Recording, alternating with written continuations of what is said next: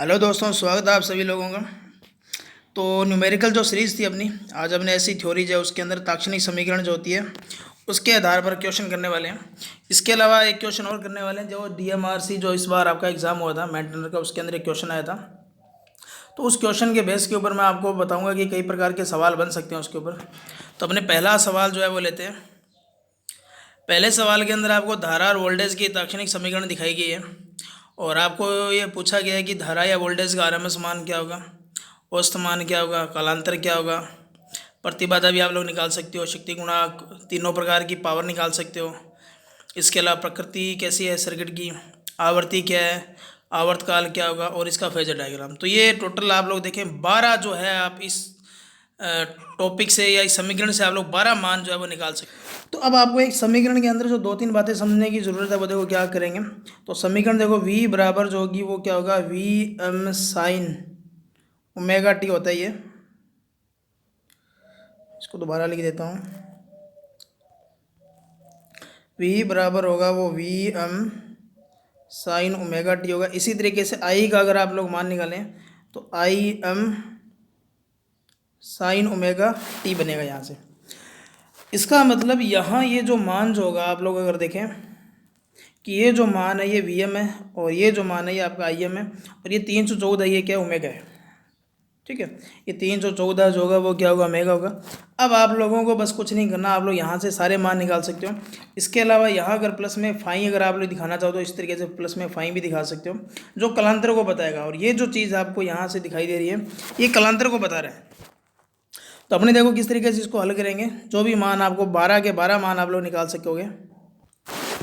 पहला जो आपको मान दिया गया वो धारा और वोल्टेज का RMS मान दिया गया। तो आपको पता है V बराबर जो होगा RMS मान जो होगा वो आपको पता है VM बटा में क्या होगा, √2 होगा।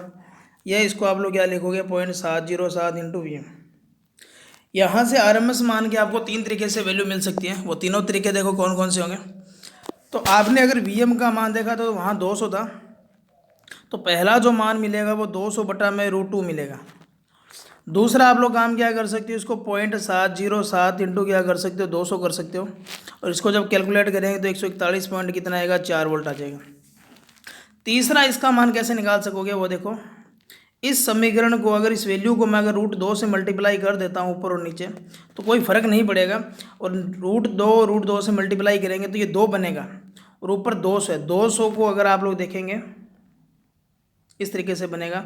अगर 200 को मैं 2 से डिवाइड करूँगा तो कितना बनेगा, 100 और 100 √2। तो 3 जो वैल्यू जो बन सकती है या 3 ऑप्शन जो बन सकते हैं, 3 आंसर जो बन सकते हैं आपके, वो देखो किन किन से बनेंगे। एक तो आपका ये बनेगा, दूसरा ये बन सकता है और तीसरा आपको ये। तो एग्ज़ाम के अंदर किसी भी तरीके से आपको कुछ भी मान दिया जा सकता है। इसी तरीके से अगर आप लोग करंट का मान निकालें तो 10 बटा में √2 आएगा, 10 इंटू 0.707 आएगा। या इसको अगर आप लोग कैलकुलेट करें तो 10 को √2 इंटू √2 से ऊपर नीचे क्या कर देंगे, मल्टीप्लाई। और ये 2 बनेगा, 2 को 10 से डिवाइड करेंगे तो 5 और 5 √2, 5 को √2 से मल्टीप्लाई करेंगे तो भी आपका जो मान आएगा वो 707 एम्पियर आएगा। तो इस तरीके से आप लोग धारा या वोल्टेज का RMS मान है वो निकाल सकते हो। तो 3 आपको तरीके याद रखने हैं कि धारा या वोल्टेज का RMS मान होगा वो किस तरीके से निकाल सकते हो। अगला देखें। अगला आपको दिया है औसत मान दिया गया है। तो औसत मान आपको पता है कि धारा का जो क्या होगा, I बराबर जो होगा, I बराबर आपको पता है 2VM बटा में क्या I आएगा, यहाँ पे 2IM बटा में क्या आएगा, पाई। यह इसको कैलकुलेट करेंगे तो 0.637 इंटू क्या आएगा, IM। अब 2 की जगह 2 आएगा। I का अधिकतम मान कितना था, 10 था। इसको ऐसे लिख सकते हो और इसी को ही आप लोग क्या लिखोगे, इस तरीके से लिख सकते हो। जब इसको कैलकुलेट करेंगे तो 6.37 एम्पियर आ जाएगा। और इसको अगर आप लोग करेंगे तो 20 बटा में पाई, 20 को अगर आप लोग पाई यानी कि 3.14 से डिवाइड करेंगे तो भी 6.37 ही आपका आंसर रहेगा। तो यहाँ से आपको याद रखना है कि इसको 2 तरीके से आप लोग क्या कर सकते हो, प्रदर्शित कर सकते हो। एक तो आपको इस तरीके से, दूसरा आपको इस तरीके से। ये सभी को पता है लेकिन ये थोड़ा सा आप लोग याद रखेंगे। अब यहाँ अगला जो मान निकालेंगे वो कलांतर निकालेंगे और कलांतर से आप लोग 3 मान निकाल सकते हो। तो कलांतर को निकालने के लिए आपको जो ताक्षणिक समीकरण उसको देखना पड़ेगा। ताक्षणिक समीकरण के अंदर अगर आप लोग देखें तो ये पाई बटा में 4 है और पाई का यहाँ एंगल रखेंगे तो 180 डिग्री रखेंगे और 4 से डिवाइड करेंगे तो ये आएगा आपका 45, ये प्लस का है। और इसकी अगर अपने बात करें तो 180 को अगर मैं 12 से डिवाइड करूँ तो ये आपका आएगा 15। इसका मतलब ये हुआ कि यहाँ ये प्लस का है, ये माइनस का है, तो दोनों का अगर कलांतर अपने निकालें तो कला का अंतर करना है, तो ये प्लस का 45 था, फिर माइनस, और ये माइनस का आएगा 15। तो 45 और 15 कितना डिग्री हो जाएगा, 60। तो कलांतर अगर आप लोग यहाँ से देखें तो कितना डिग्री आएगा, 60 डिग्री आएगा। और कलांतर अगर आपको पता है तो यहाँ से आप लोग क्या कर सकते हो, पावर फैक्टर भी निकाल सकते हो। तो पावर फैक्टर अगर आप लोग निकालें तो कोस 60 का जो मान होगा यहाँ से कितना आएगा, 1/2 यानी कि 0.5। अब आप लोग इसको लैगिंग लिखेंगे या लीडिंग लिखेंगे, तो देखो ये वोल्टेज प्लस का 45 था और ये माइनस का कितना है, 15। इसका मतलब वोल्टेज जो है वो 45 डिग्री आगे थी और ये 15 डिग्री वोल्टेज से पीछे है, तो टोटल जो कलांतर था वो 60 डिग्री था। इसका मतलब वोल्टेज 60 डिग्री आगे चल रही है। तो वोल्टेज अगर आगे है और धारा पीछे है तो ये पावर फैक्टर जो होगा वो क्या रहेगा, आपका लैगिंग रहेगा। और इसका अगर आप लोग फेजर डायग्राम बनाना चाहें तो इसका फेजर डायग्राम जो बनेगा इस तरीके से बनेगा, ये आपकी करंट होगी और यहाँ से आपका क्या हो जाएगा, वोल्टेज, और इन दोनों का जो डिफरेंस आप लोग दिखा सकोगे वो कितना दिखाओगे, 60। तो यहाँ से आप लोगों को जो 3 मान जो मिलेंगे वो कलांतर से इस तरीके से मिलेंगे। तो देखें इसके अंदर कलांतर का जो मान आपको निकालना है कितना डिग्री आएगा, यहाँ पे इस फाई का जो मान था वो 60 डिग्री आएगा। फिर अगर आप लोग देखें पावर फैक्टर तो कोस 60 का जो मान आएगा वो कितना आएगा, 1/2 यानी कि 0.5। और आगे क्या लिखेंगे, लैगिंग लिखेंगे। और इसका अलावा इसका जो फेजर डायग्राम जो मैंने आपको बताया था कि आप लोग फेजर डायग्राम भी बना सकते हो, तो फेजर डायग्राम जो बनेगा वो यहाँ आई आएगा और यहाँ कितना आ जाएगा, वोल्टेज, और इन दोनों का डिफरेंस कितना रहेगा, 60।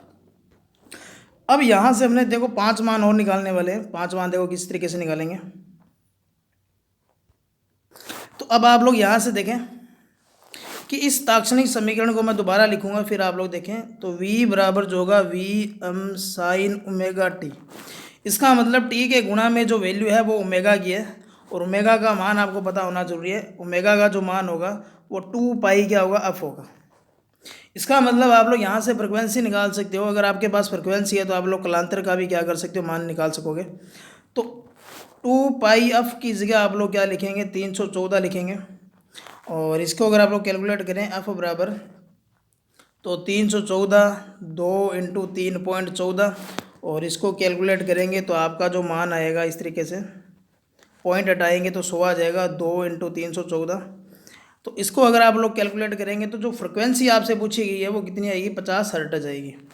तो इस समीकरण से आप लोग फ्रिक्वेंसी का जो मान निकालेंगे वो 50 हर्ट्ज आएगा। दूसरा देखिए कलांतर अगर आपको निकालना है, सॉरी जो आवर्तकाल अगर आपको निकालना है तो टी जो होगा 1/1 में क्या होगा, एफ होगा। और इसको कैलकुलेट करें तो 1/50, और इसको कैलकुलेट करेंगे 1/50 को तो 0.02 सेकेंड आएगा आपका। अगर इसको मिली सेकेंड में चेंज करना है तो 1000 से क्या कर देंगे, मल्टीप्लाई कर देंगे। तो जैसे ही आप लोग इसको 1000 से मल्टीप्लाई करेंगे तो ये जो आपके पास मिलेगा ये 20 मिली सेकेंड आपके पास यहाँ ऑप्शन में आएगा। तो यहाँ से आप लोग आवर्तकाल और आवर्ती दोनों का मान निकाल सकते हो। उसके बाद इसमें एक जो प्रतिबाधा का मान था वो देखो किस तरीके से निकालेंगे। जड़ बराबर जो था वो V/1 में क्या होगा, आई होगा। वोल्टेज का मान आपके पास 200 है और आई का मान कितना है, 10 है। कैलकुलेट करके देखेंगे तो कितना आएगा, 20 ओम।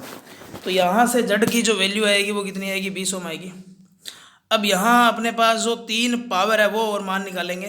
देखो मैंने आपको यहाँ दिया औसत पावर और एवरेज पावर हो गया अपने पास, आभासी पावर होगी और प्रतिकारी, ये 3 वैल्यू और निकालेंगे।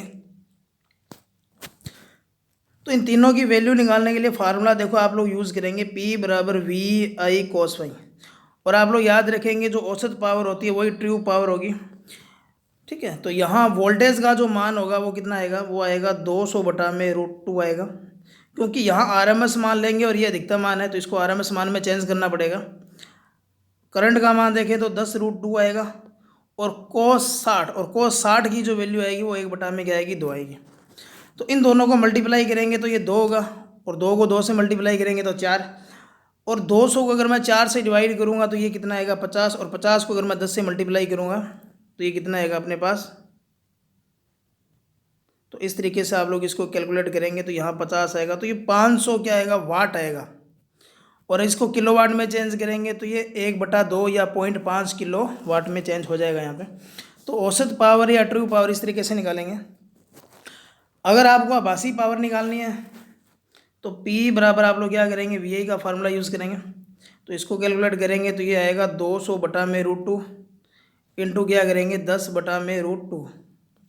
तो ऊपर जो होगा ये 2000 बनेगा आपका, और नीचे जो बनेगा ये 2 बनेगा। तो कैलकुलेट करेंगे तो कितना आ जाएगा अपने पास 1000 वोल्ट एम्पियर। और इसको आप लोग KVA में लिखेंगे तो 1 KVA। तो यहाँ से आप लोग आभासी पावर जो उसका मान भी क्या कर सकते हो, निकाल सकते हो। प्रतिघाती पावर निकालनी है तो फार्मूला वो यूज़ करना है, P बराबर VI साइन फाइन का क्या करेंगे फार्मूला यूज़ करेंगे। वोल्टेज होगा वो 200/√2 होगा, धारा का मान 10/√2 होगा। और यहाँ से आपको पता है कि साइन 60 की वैल्यू चाहिए, तो ये जो होगा ये √3 बटा में क्या रहेगा 2 रहेगा। तो यहाँ से अगर आप लोग देखें तो ये ऊपर क्या बनेगा 2000 बनेगा और √3 आएगा यहाँ पे, और इनको अगर मल्टीप्लाई करें तो ये 4 आएगा। तो इसको अगर अपने देखें तो ये 500 इंटू क्या आएगा √3, और इसको क्या करेंगे VAR क्या करेंगे लिखेंगे। तो यहाँ से आप लोग प्रतिघाती पावर जो है उसको भी आप लोग क्या कर सकते हो, निकाल सकते हो। अगर आपके पास वोल्टेज है, करंट है और कलांतर है तो आप लोग यहाँ तीनों प्रकार की पावर का मान भी क्या कर सकोगे, निकाल सकोगे। अब बात करेंगे परिपथ की प्रकृति। तो भी मैंने आपको बताया था कि जो वोल्टेज जो है वो 60 डिग्री क्या चल रही है, धारा से क्या चल रही है, आगे चल रही है। इसका मतलब इसकी जो अगर फेजर डायग्राम बनाए तो ये यहाँ एंगल जो होगा ये 60 डिग्री होगा। इसका मतलब ये हुआ कि वोल्टेज आगे चल रही है, पूरा 90 डिग्री नहीं है। तो इसका मतलब इसको आप लोग शुद्ध प्रेरणिक नहीं बोल सकोगे, लेकिन सीधा क्या लिखोगे, प्रेरणिक। तो आपके पास जो 12 वैल्यू जो थी इस तरीके से आप लोग क्या कर सकते हो, एक समीकरण से 12 मान आप लोग क्या कर सकते हो, निकाल सकोगे। तो यहाँ से अगर आप लोग दोबारा समीकरण को ध्यान से देखें, इस वैल्यू से आप लोग काम क्या करेंगे, जो RMS मान है वो निकाल सकोगे, एवरेज मान है वो निकाल सकोगे। इसके अलावा आप लोग क्या कर सकोगे, प्रतिबाधा निकाल पाओगे। इस वैल्यू से आप लोग क्या करेंगे, कलांतर, पावर फैक्टर, फेजर डायग्राम बना सकोगे। और इसके अलावा इससे आप लोग क्या निकालोगे, परिपथ की प्रकृति भी पता लगा सकोगे। यहाँ से अगर आप लोग देखें तो यहाँ से 2 चीज़ें मिलेगी आपको, एक तो मिलेगी फ्रिक्वेंसी और एक मिलेगा आपको आवर्तकाल। इसके अलावा अगर आपको P बराबर VI कोस फाई से आप लोग ट्रू पावर, यहाँ से आभासी पावर निकाल सकोगे। और यहाँ से अगर आप लोग देखें तो प्रतिघाती जो पावर होगी उसको आप लोग क्या करेंगे, निकाल पाओगे। तो टोटल जो 12 जो आपके पास वैल्यू है, यहाँ से आप लोग हर प्रकार के वैल्यू क्या कर सकोगे, निकाल सकोगे। एक क्वेश्चन और देखते हैं इसके अंदर, जो आपके DMRC के अंदर इस बार क्वेश्चन पूछा गया था। तो उसके अंदर जो आपसे क्वेश्चन पूछा गया था वो देखो किस तरीके से पूछा गया था। ये क्वेश्चन जो था ये 19 या 20 तारीख की शिफ्ट में आप लोग देख लेना इसको। लेकिन यहाँ से जो आपसे जो क्वेश्चन पूछे गए थे वो क्वेश्चन ये पूछे गए थे कि आपको वास्तविक शक्ति और प्रतिघाती शक्ति पूछी गई थी। लेकिन मैं आपको यहाँ से जो वैल्यू जो भी मान निकल सकेंगे वो सारे बताऊँगा। तो जड़ का मान निकालना आपको पहले, ये आपको पता R है और ये क्या XL है। तो फार्मूला आपको पता होगा, R² प्लस XL का क्या कर देंगे, स्क्वायर कर देंगे। तो यहाँ ये 6 का स्क्वायर बनेगा और यहाँ क्या बनेगा 8 का स्क्वायर। तो ये 64 और 36 यानी कि 64 और 36 यानी कि 100 बनेगा। तो लास्ट में कैलकुलेट करेंगे तो 10 ओम। तो यहाँ से आप लोगों को अगर प्रतिबाधा पूछी जाती तो कितनी आती, 10 ओम। इसके अलावा इसी सवाल के अंदर अगर आपको करंट पूछी जाती, I पूछी जाती, तो I बराबर आपको पता है V/1 में क्या होता है, Z होता है। वोल्टेज का मान 200 है और Z का जो मान है आप लोगों ने अभी निकाला, सॉरी 200 था, ये इसका मान Z था, Z का मान 10 था। तो हल करेंगे तो कितना आएगा, 20 एम्पियर। तो यहाँ से अब आगे देखें, धारा आपने निकाल दी। अब प्रतिरोध और प्रेरक पर अगर वोल्टेज पूछी जा रही है तो इस तरीके से ये है आपके पास, ये आपका 6 ओम है और ये कितना है, 8 ओम है। और यहाँ से अगर आप लोग देखें तो ये 200 वोल्ट सप्लाई दी गई है। करंट अभी आप लोगों ने निकाली थी, 20 एम्पियर आई थी। तो आपको पता है कि प्रतिरोध पर वोल्टेज चाहिए तो V बराबर क्या करेंगे, I इंटू R करेंगे। तो 20 इंटू 6 करूँगा तो कितनी आएगी, 120 वोल्ट आएगी। और इसी तरीके से अगर इंडक्टर पर चाहिए तो I इंटू XL करेंगे। तो ये 20 इंटू क्या करूँगा 8, तो कितना आएगा 160 वोल्ट। तो ये आप लोग यहाँ से याद रखेंगे कि इन दोनों का जो जोड़ है वो यहाँ से इसकी तुलना में क्या ज़्यादा है, ठीक है। तो इसको आप लोग देखें तो ये 20 इंटू 6 करेंगे तो ये कितना आएगा, 120 आएगा। और 20 इंटू 8 करेंगे तो 160 आएगा। ये टोटल 280 बनेगा आपका, लेकिन यहाँ वोल्टेज 200 है, क्योंकि यहाँ इन दोनों का जो योग लिया जाता है ये वेक्टर योग लिया जाता है, इसलिए इसकी वैल्यू हमेशा क्या होगी, ज़्यादा आएगी। कलांतर अगर आपको निकालना है तो कलांतर देखो फाई, इसके लिए आपको पावर फैक्टर निकालना पड़ेगा। तो पावर फैक्टर जो होगा वो कोस फाई बराबर क्या रहेगा, आर बटा में क्या रहेगा, जेड रहेगा। आर का मान 6 था और जेड का मान कितना था, 10 था। कैलकुलेट करेंगे तो 0.6 आएगा। अब अगर आपको कलांतर का मान चाहिए तो कोस फाई बराबर क्या लिखेंगे, 0.6, और फाई बराबर जो होगा वो कोस इनवर्स 0.6। यानी कि यहाँ ये बिना कैलकुलेटर के आप लोग इसके कलांतर का मान नहीं निकाल सकोगे, लेकिन मेथड आपका यही रहेगा। अगर किसी सवाल के अंदर इसकी वैल्यू अगर आप लोगों को मिल सकती है तो आप लोग यहाँ से कलांतर का मान क्या करोगे, निकाल पाओगे। पावर वेक्टर आप लोगों को बता दी। अब अपने तीनों प्रकार की पावर देखेंगे। तो देखो P बराबर जो होगी ट्रू पावर जो होगी VI क्या होता है, कोस फाई होगा, और जो आभासी होगी वो ये होगी। इसके अलावा जो प्रतिघाती जो होगी वो VI साइन फाई। इसके अलावा इसको सिंपल मेथड से भी कर सकते हो। आर बटा जेड से आप लोग काम क्या करोगे, ट्राइंगुलर से आप लोग कोस फाई का मान निकाल सकोगे, साइन फाई का निकाल सकोगे। इसके अलावा इसको आई स्केयर आप लोग क्या करें, आर कर दें तो भी फार्मूला निकल जाएगा मान। इसको आई स्केयर आप लोग क्या करें, जेड, और इसको आई स्केयर क्या करें, एक्स एल। तो आई का जो मान रहेगा वो 20 रहेगा। आर का मान आपको पता है कितना दिया गया, 6 दिया गया। जेड का मान आप लोगों ने निकाला 10 है, और एक्सएल का मान कितना निकाला है, 8 निकाला है। तो इसको देखो कैलकुलेट करें तो आई स्केयर ट्रू पावर जो अगर आप लोग निकालेंगे तो आई स्केयर आर करेंगे तो 20 का स्केयर इंटू क्या कर देंगे, 6, और 20 का जो स्केयर होगा वो 400 होगा। 400 इंटू करेंगे 6 से तो ये 2400 क्या आएगा, वाट आ जाएगा। अगर मैं निकालूंगा रिएक्टिव पावर तो मेरे को करना पड़ेगा आई स्केयर एक्सएल। एक्सएल का मान जो दिया गया वो आपको 8 दिया गया।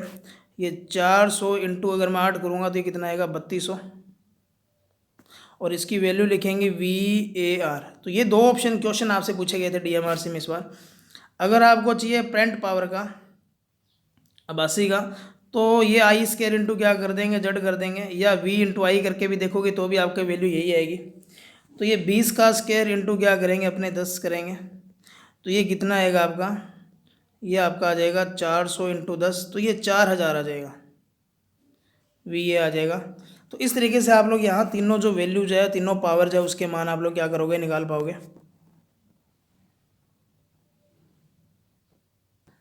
तो ये आज की क्लास के अंदर आप लोगों ने ऐसी थ्योरी के अंदर ये कुछ क्वेश्चन किए। अगली जो अपनी क्लास रहेगी जिसके अंदर अपने स्टेपर मोटर जो उसके न्यूमेरिकल करने वाले हैं, और इस बार DMRC हो गया, चाहे आपका RRB ALP का हो गया, उसमें भी आपसे इसके क्वेश्चन पूछे गए।